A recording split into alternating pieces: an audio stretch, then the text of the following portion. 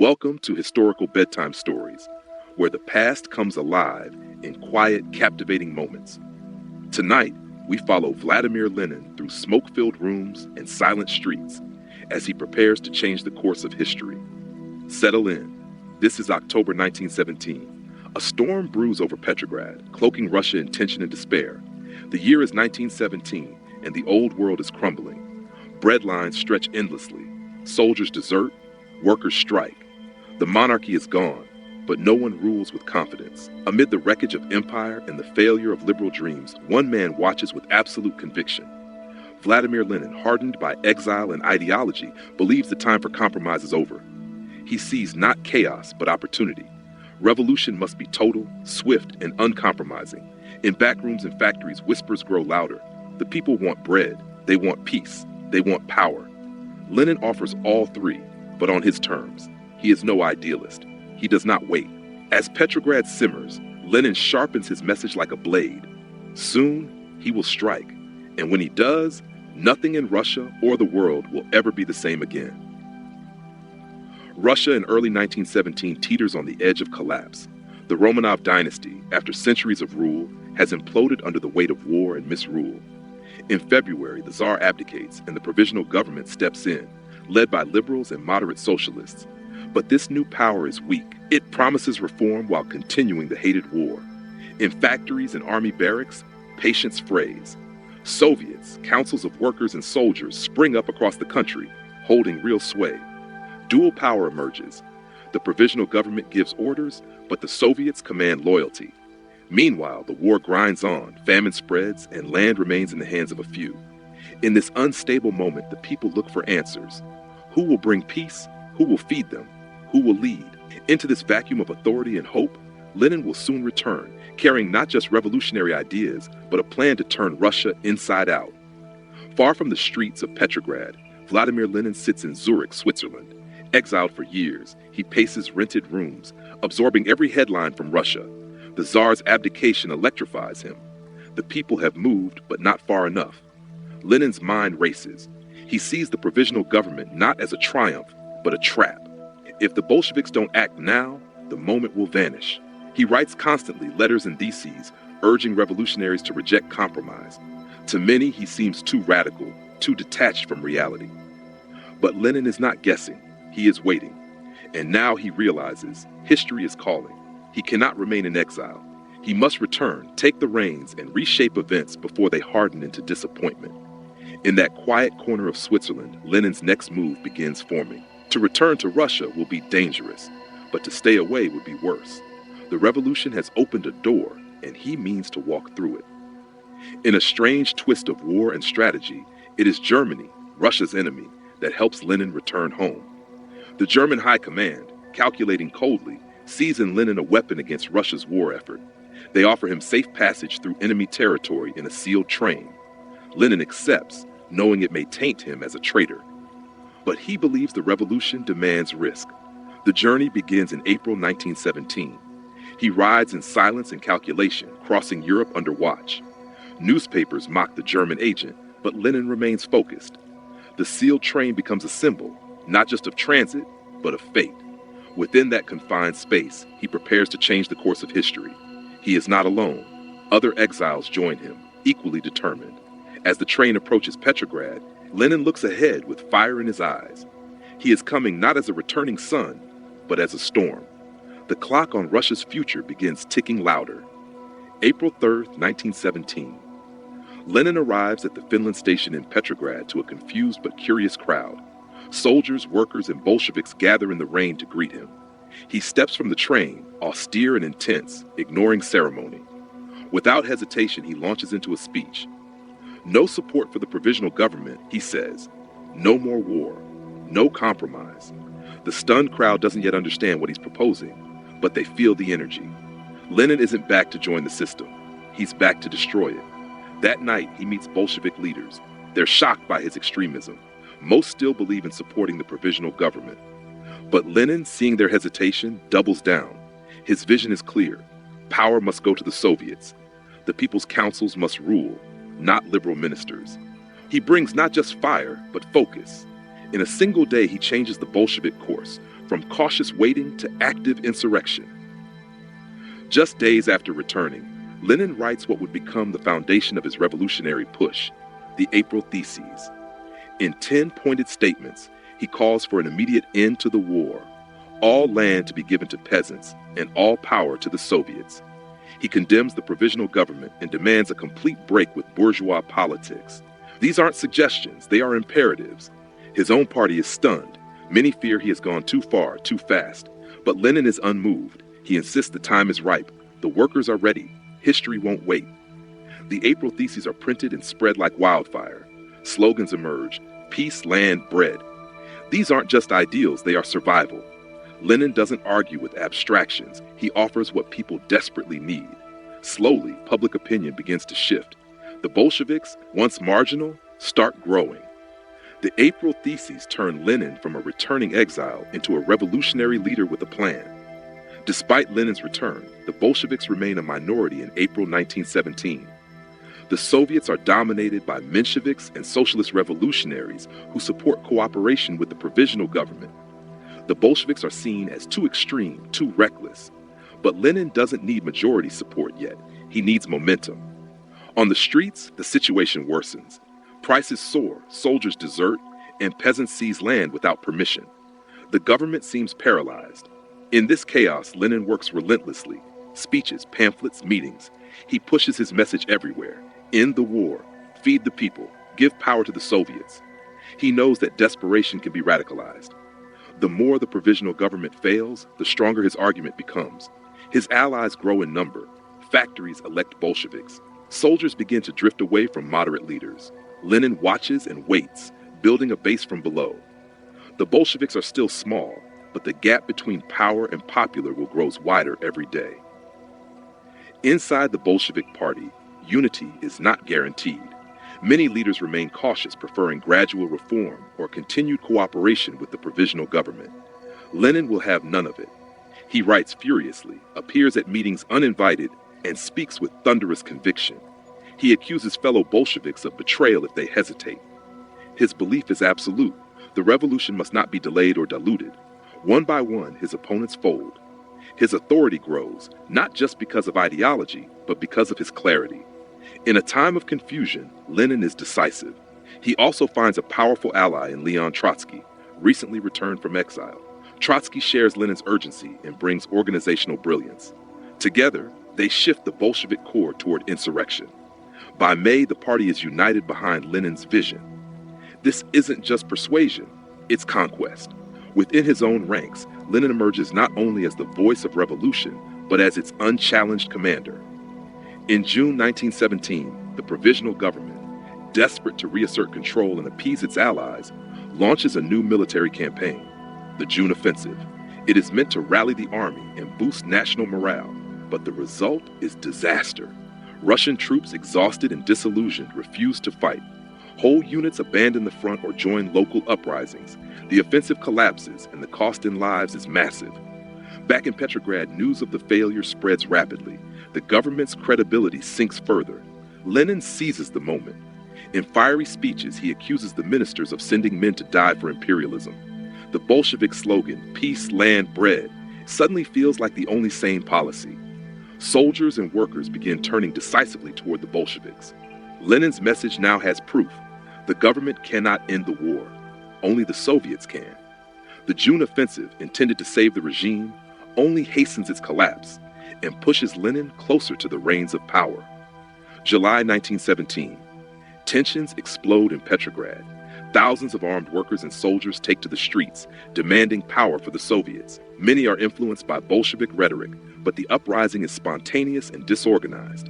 Lenin, unsure of its chances, urges caution. Still, the government blames the Bolsheviks and moves to crush them. Soldiers loyal to the regime fire on demonstrators. The party is raided. Key leaders are arrested.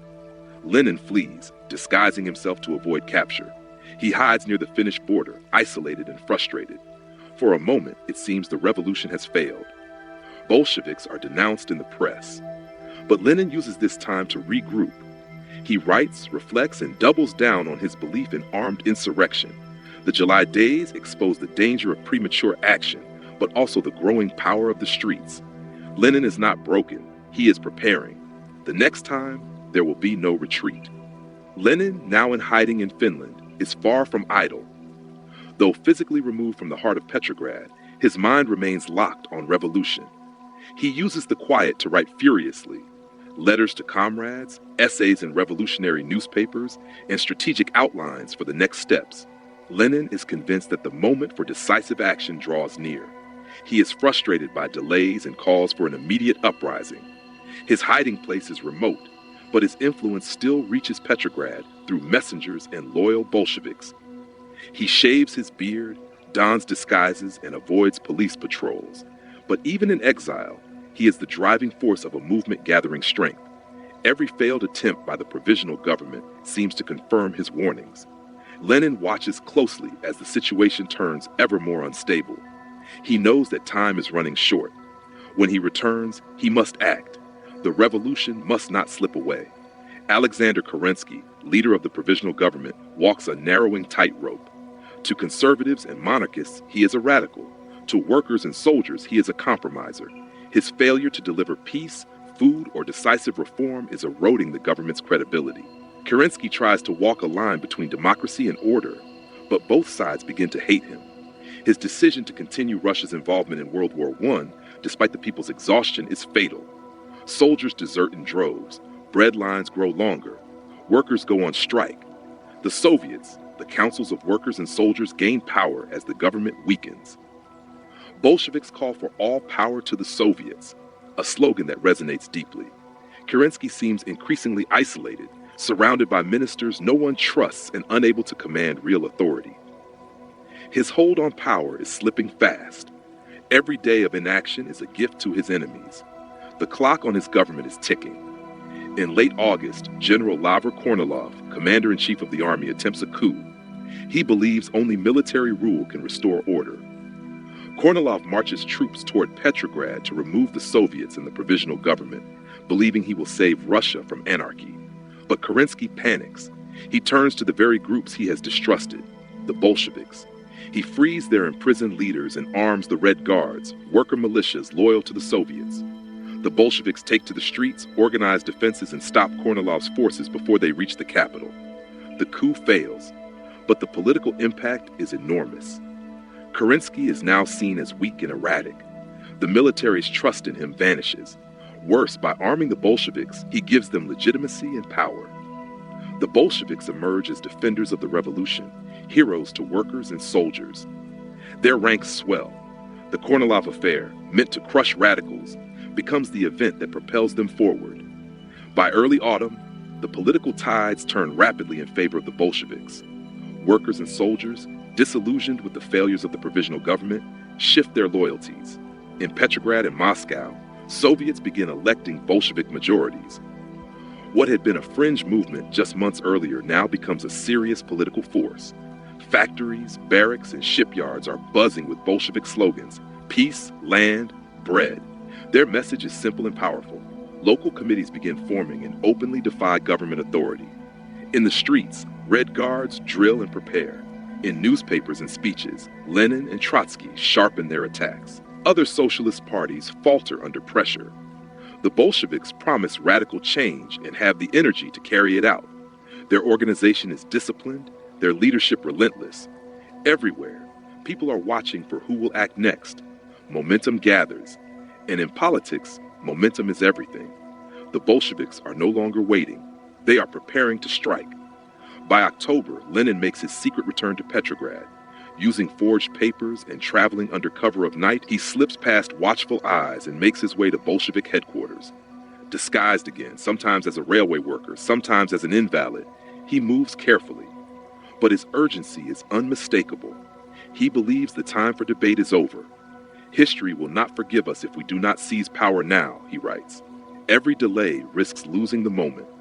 The Bolsheviks are stronger than ever, with control of the Petrograd Soviet and the loyalty of armed workers. Lenin demands that plans be finalized, weapons distributed, and forces mobilized. Still, some comrades hesitate. They fear civil war, repression, or international isolation. Lenin dismisses them. For him, revolution is not a question of perfection. It's a question of timing. If they do not act now, he fears the window will close forever, and he will not let that happen. Inside secret meetings, fierce debate erupts within the Bolshevik leadership. Lenin is unwavering. The moment to seize power has arrived. But some, like Kamenev and Zinoviev, argue against an armed insurrection. They worry that the party is not ready, that the country is not ready, that failure would be catastrophic. Lenin counters every objection with urgency. He knows public support may never be higher and the provisional government never weaker. Trotsky supports Lenin, pushing for immediate action and insisting that military preparations be completed. Behind closed doors, tensions rise, but slowly Lenin wins over the party. Through sheer force of will and brilliance of argument, he convinces the Central Committee to endorse the uprising. The decision is not unanimous, but decisive. Once agreed, planning becomes relentless. There will be no turning back. Lenin doesn't just want a protest, he wants a revolution. And now, the Bolsheviks are preparing to deliver it. Leon Trotsky emerges as the chief architect of the Bolshevik military operation. A gifted speaker, strategist, and organizer, he leads the Military Revolutionary Committee, the armed wing of the Petrograd Soviet. Officially, this body is tasked with defending the revolution from counterattacks. In reality, it's the engine of coming uprising. Trotsky places loyal Bolsheviks in key positions: telegraph stations, bridges, train depots, and the Petrograd garrison. He coordinates the Red Guards, soldiers, and sailors who will carry out the takeover. Every movement is calculated, every contingency planned. Under Trotsky, the Bolsheviks prepare not just to resist power, but to assume it. He disguises their intentions by framing their actions as defense against another Kornilov-style coup. But behind the scenes, he prepares for a strike that will shake Russia. Trotsky and Lenin work in perfect sync. Ideas and action, vision and execution. Together, they ready a revolution from the shadows of a crumbling state. The plan to seize power must be timed perfectly.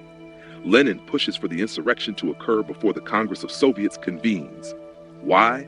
Because once the Bolsheviks control the capital, they can dominate the Congress and claim legitimacy.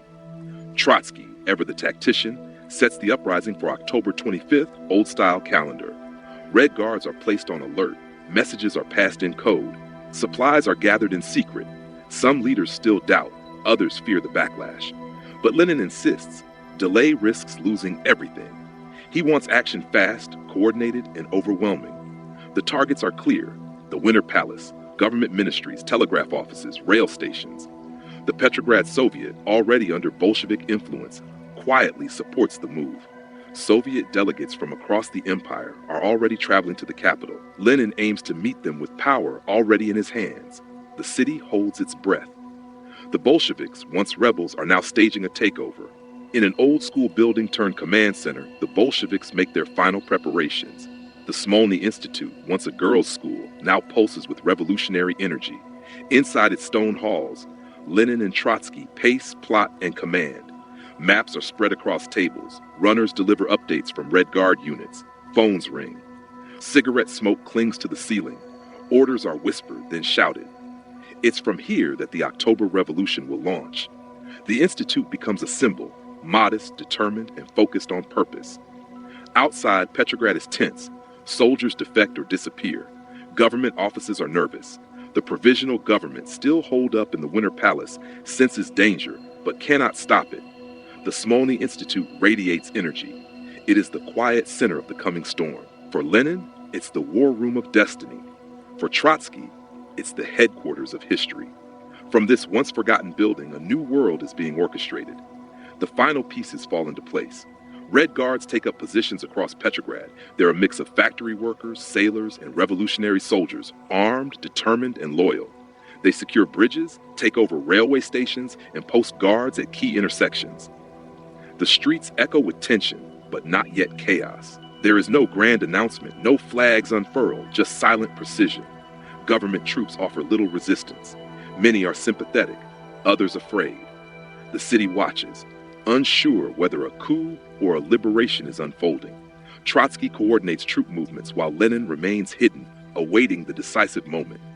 The Petrograd Soviet provides a legal facade, claiming the revolution is defensive. But the Red Guards know the truth. They are seizing power. Slowly, methodically, they encircle the Winter Palace. where the provisional government huddles in fear. Revolution doesn't arrive with fireworks. It arrives with quiet boots on stone, a new flag unfurling in silence. The Bolsheviks are ready. The moment is near. Night falls on Petrograd, and the plan unfolds. November 7, 1917, October 25th by the old calendar. Under Lenin's direction, the Red Guards, workers, and sympathetic soldiers begin moving. Bridges are taken. Key buildings occupied. The city remains oddly calm. At the Winter Palace, seat of the provisional government, defenders wait nervously. Signals flash from the battleship Aurora anchored nearby. As the hour nears, Bolsheviks storm the multiple directions. There is confusion, shouting, but little blood. Government ministers are arrested. Kerensky flees. By morning, the palace falls. The provisional government is no more. The seat of power has shifted, not with grand speeches or public votes, but by force and precision. Lenin has done what few imagined possible. He has seized an empire's heart with barely a shot fired. As dawn breaks, the city stirs. Most citizens don't yet realize it, but history has changed while they slept. Outside the Winter Palace, among the defenders of the collapsing regime, stand women, the battalion of death. Female soldiers who volunteered to fight at the front now guard the government's last hope. Inside, nurses, clerks, and support staff, many of them women, hurry through halls as rumors of the Bolsheviks' advance spread. Meanwhile, on the other side, women march with the Red Guards. Factory workers, political activists, and nurses alike move with determination. Revolution is not a male story alone. Women protest, organize, publish, and fight. They demand not just bread and peace, but equality. Lenin, pragmatic and ideological, includes them in the vision of a new order. The Bolsheviks promise rights, voting, divorce, work, education. For some women, the revolution brings genuine hope. For others, especially those crushed by the aftermath, it brings only more suffering. But on that night, as empire dies and something new stirs, women are present, in voice, in courage, and in blood. What many remember as an epic storming was in truth a quiet collapse. The takeover of power by Lenin and the Bolsheviks was swift, coordinated, and almost entirely bloodless. The Winter Palace was guarded, but only lightly. Resistance evaporated as units defected or simply stood aside. The streets of Petrograd, buzzing with rumor, saw more confusion than conflict. In a capital accustomed to upheaval, few realized that revolution had just succeeded. Lenin's genius wasn't violence, it was timing. He struck when support for the provisional government had drained away, and when the Soviets were ready to move. The seizure of power was framed as a Soviet act, not a party coup. Bolshevik newspapers declared the people had risen, and while some cried illegitimacy, no one could deny that Lenin now held the reins. The government didn't fall, it was picked up from the ground. Russia awoke to a world already changed. Lenin, never one for ceremony, speaks with brutal clarity the morning after the revolution. Standing before the Congress of Soviets, he declares the old order dead. We shall now proceed to construct the socialist order, he says. Applause erupts from Bolshevik and left SR delegates. Others protest and walk out. Lenin doesn't flinch. To him, the moment is not about unity, it's about control. This is not the end of revolution, but its real beginning. His voice carries more than rhetoric, it carries authority. Months in exile, years of planning, decades of theory have culminated in this moment. Power has been seized, not requested. The Soviets, now firmly under Bolshevik dominance, will give his actions legal cover.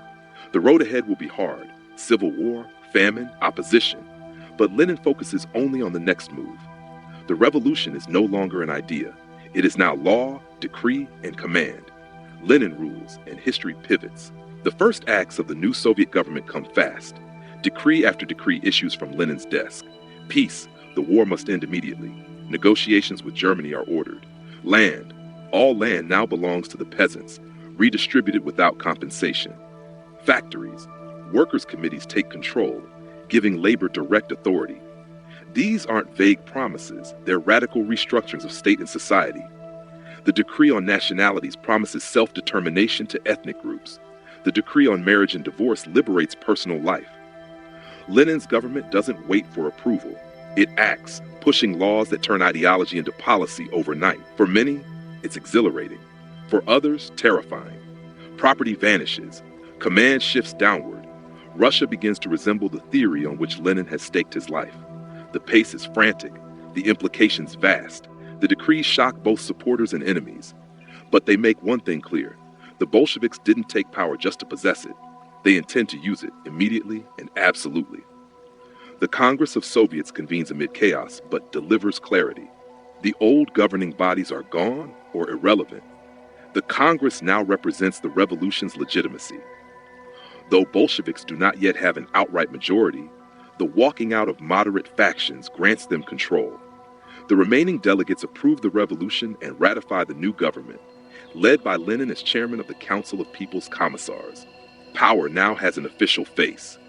The Congress gives the October Revolution not just muscle, but legality.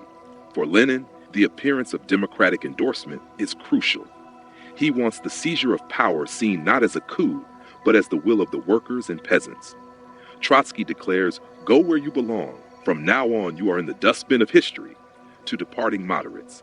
With that, the Bolsheviks begin remaking the state from the ground up. Lenin doesn't govern in shadows. His revolution wears the Soviet name. Now in command, Lenin faces the impossible. Russia is shattered. War, famine, economic collapse, and political chaos reign. The Soviets form the new backbone of power, but bureaucracy is thin and enemies abound.